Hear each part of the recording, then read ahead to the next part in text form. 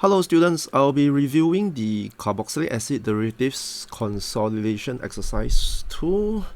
Yep, so you guys did that about 2 weeks ago. Some of you might not have the chance to review it. We might not have chance to discuss it in the tutorials, so I thought it's a good opportunity for me to discuss some of the ideas that you need to be familiar with. Okay, so let's take a look at question 1a. So for this question, it's a standard questions because they are asking you concepts related to acid-base equilibrium. So basically over here you are given 3 carboxylic acid, you are given metanoic acids. Okay, so metanoic acid has a H bonded to a carboxylic acid group. Then you have ethanoic acids. Here's a methyl group bonded to a carboxylic acid group. And then finally, you have methane sulfonic acid. It's a new functional group over here. That's a sulfonic acid functional group.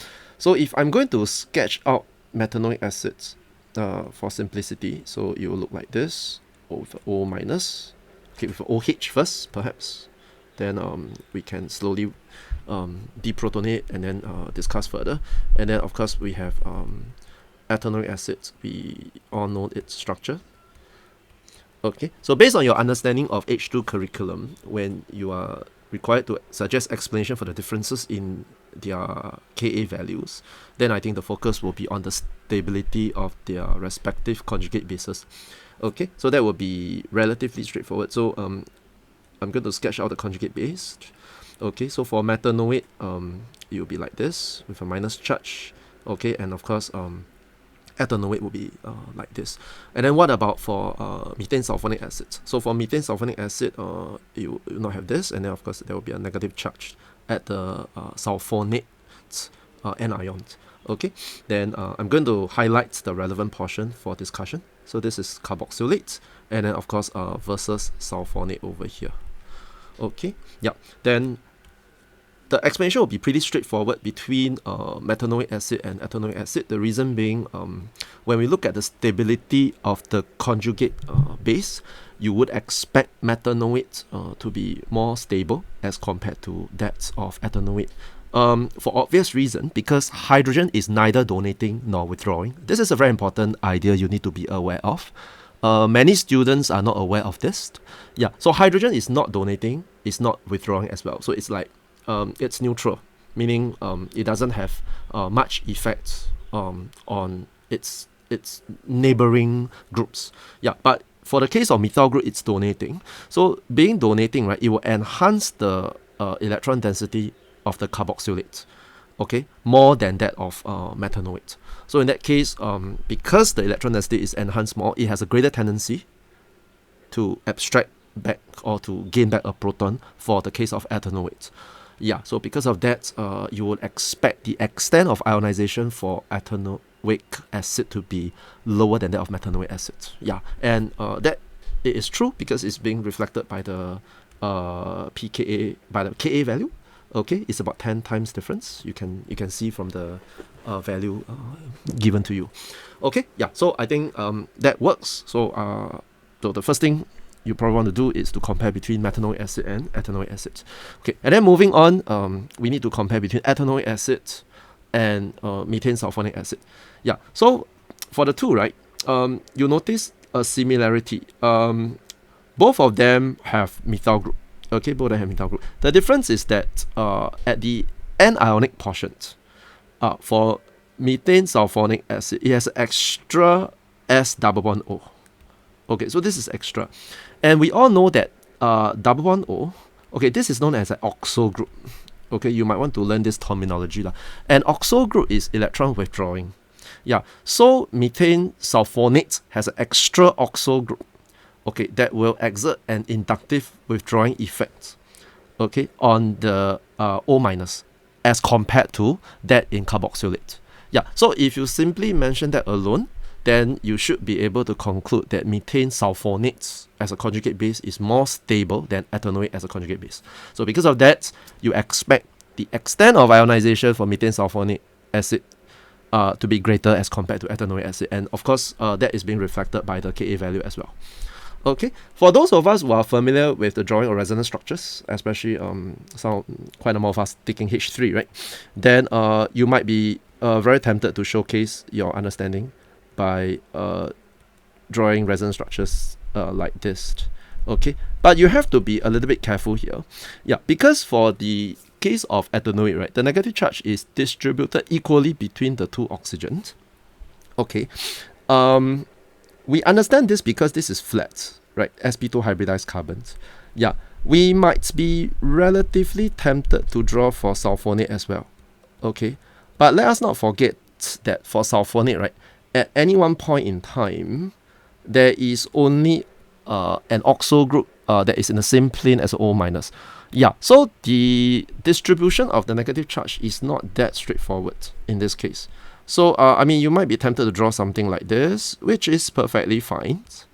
Okay, because we are looking at this particular plane, which I've highlighted in orange. Okay, you could actually continue to draw resonance structures like this. And then now you are switching on to another plane like this, which it's fine. Yeah, but you have to be very careful when you are saying that the negative charge is distributed equally between the three oxygen. Because at this stage you are not so sure whether is it really equally or whatsoever. Although based on symmetry it seems to be the case. So because of that, you might not want to commit by saying the equal distribution. You could simply get around the problem, which I have already mentioned, by simply highlighting that for the case of sulfonic acid, it has an extra oxo group, which is inductively withdrawing. Of course, it is both pi withdrawing as well as inductively withdrawing. But you can talk about both if you are comfortable. If you are not so comfortable because you're not taking H3 and you're not very familiar with the argument, then I think you can just stick to inductively withdrawing. I think just bear in mind that at any one point in time, you need to be very safe. You need to feel that your explanation makes sense, and you're not overly reliant on things that you have not learned before. Yeah, I think that is very important. Okay, yeah. Then I'll move on to part B1, which sort of represent a novel mechanism drawing, but perhaps not too novel for many of us who has seen some of the things in our guided inquiry. Okay, so you were told that for carboxylic acids, it form esters which can be hydrolyzed by aqueous alkaline. Overall equation is given.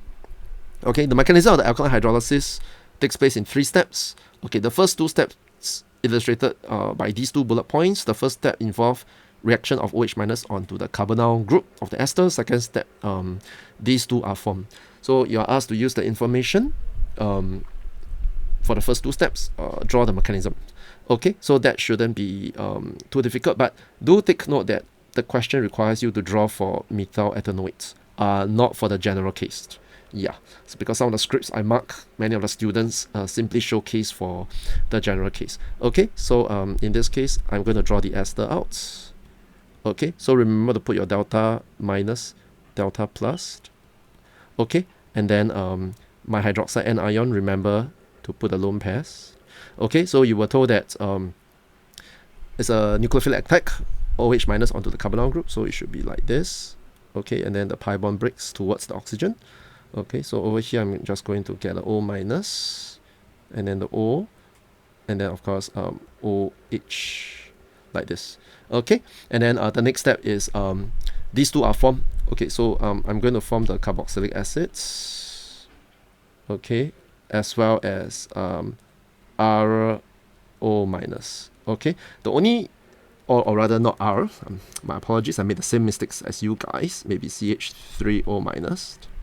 Okay, yeah, what can I do to get this? Of course, this will lead to the expulsion of the methoxy group. So I've reformed the pi bond, and then I kick out the methoxy group. Okay, so that's what I get. Okay, yeah, so that's about it. Nothing fanciful. Follow the bullet points. Think about what you have learned thus far. Simple arrow pushing, and then I think everything should be fine. You won't go even if it goes more difficult than this, it will be slightly more difficult. It won't be entirely something that is beyond your reach. Okay. Then for part 2, suggest why the rate of hydrolysis is slower when methyl ethanol is replaced by the following ester. Okay, you notice that the following ester has a bulky group here. However, this bulky group is considered as one alkyl group. So the argument shouldn't be based on the fact that this group is more electron donating than a CH3. Okay, so this is a CH3. I'm just going to write a CH3 here. It is not more electron donating because both of them are one group. Remember this. Okay, so the focus in your answer should be on steric. So therefore, the bulky group here, so we those of you who are familiar, is called the tertiary butyl group. Okay, so the tertiary butyl group exerts steric hindrance on the incoming OH minus when it approaches the carbonyl carbon, much more than that as compared to the methyl group. Okay, so because of that, the OH minus cannot approach the carbonyl carbon so readily.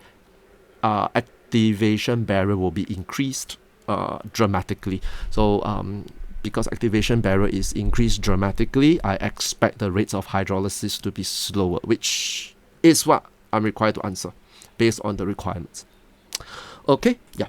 Then moving on to part C, relatively straightforward elucidation question. I will not go beyond by saying that it is easy, but I think at this stage, it's something that you guys should be able to handle. Okay, for a A-level exam or even school exam, you will maybe get a little bit harder than this, but as I mentioned many times during tutorials, if it gets harder, that means that somewhere else in the paper it's easier. Okay, so I get ester D with the molecular formula C8H14O4. If you are interested in calculating the degree of unsaturation, you can calculate it, and it gives you a value of 2. Okay, so the 2n plus 2, 18 minus 14 divided by 2, so that's, yeah. And then you were told that when D is hydrolyzed with aqueous alkaline, or rather aqueous alkaline followed by acidification, I get E and F. Okay, so E and F must be carboxylic acids and alcohol, because you were told that D is an ester. So because D is an ester, right, that means that one of the degree of unsaturation must be due to an ester linkage. Okay, ester linkage. Okay, so we'll move on and check out the rest. Okay, so you were told that F gives effervescence when sodium carbonate is added, but E does not. Okay, so that is very clear. So F is a carboxylic acid. Okay, it contains a carboxylic acid functional group. And then E is probably an alcohol. Okay, an alcohol. Okay, F gives orange PPT with 2,4-dinitrophenolhydrazine. E does not. Okay, yeah, so therefore F also contains carbonyl. Okay, so we'll combine bullet point 2 and 3, does not react with Fehling's reagent. Okay, so F is a ketone. Okay, prolonged heating of F with under reflux with acidified potassium dichromate gives F. Okay, I heat E, I get F. So that means that E and F are structurally similar. I think this is very important facts that you need to recognize from the 4th bullet point. Okay, and then for the 5th bullet point, right, you were told that D, E, and F gives yellow PBT when warmed with aqueous alkali iodine. So therefore, right, for D, E, and F, they have the methyl ketone or the methyl alcohol structure. So depending on which stage they are at in the reaction, then you can decide whether they are methyl ketone or methyl alcohol. Yeah. So for the methyl ketone one, is therefore likely to be D, right? For D, for ester D, and then for the methyl because you know that when you heat E, you get F. So therefore, F should also contain the methyl ketone, but it doesn't really matter at this stage, because from here, we should be able to work something out. Okay, yeah. So based on that, let us try to get the structure of the carboxylic acid out, and then the rest will be easier for us to discuss. Okay, yeah. Then Okay, so let's try and see from here, where shall we be heading towards? Okay, so structurally similar. Okay, so therefore, right, each of them must contain 4 carbon each. Okay, and you know that F is a carboxylic acid. Wait. F give effervescence, F give orange PPT. Okay, F is both a carboxylic acid and a ketone, and F give yellow PPT, so therefore it's a methyl ketone. Yeah, so from here I can quite safely say that F must look something like this. Okay, which is a carboxylic acid. Okay, yeah, so F must have a structure that is like this, because it is only when it's like this that it fits all the information. I think number 1 is react with sodium carbonate. Okay, E does not. Give orange PPT 2,4-dinitrophenylhydrazine. Does not react with Fehling's reagent, and when you hit E, you get F. Okay, so that makes perfect sense. You hit E, you get F. Okay, for 4 carbon, F gives yellow PPT, so therefore I over here, right, I can also try to predict what E is. So E must be an alcohol, so I'm just going to draw an alcohol out. Okay, like this. Okay, yep, so if I hit E, I get F. Does that make sense to you? Okay, then right now we know that alkaline hydrolysis of ester D gives E and F.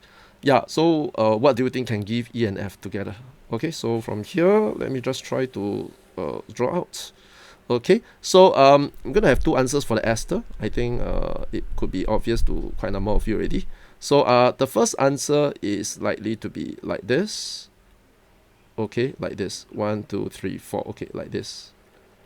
Okay, right? Because if I hydrolyze it, I'm going to get E and F. Okay, so that's one possible answer. Yeah, because I'm bonding it through the secondary alcohol. Okay, then the next answer that I might want to give would be something like this. Okay, OH. So 1, 2, 3, and then 1, 2, 3. Wait, let me see, like this. Okay, 1, 2, 3, 4. Yeah, something like this. So I'm binding it through the other OH. Okay, so these 2 answers were likely to be ester D. But remember that ester D, right? Very important information, gives yellow PBT. Okay, when warm with aqueous alkaline iodine. So does it fit the bill? Both answers, does it fit the bill? Yeah. For the first answer, it fits the bill because it contains the methyl ketone. Second answer, it fits the bill, methyl ketone and methyl alcohol. Yeah, unless they want to be very strict, unless they want to say that, oh, okay, it gives you how many equivalents of triiodomethane.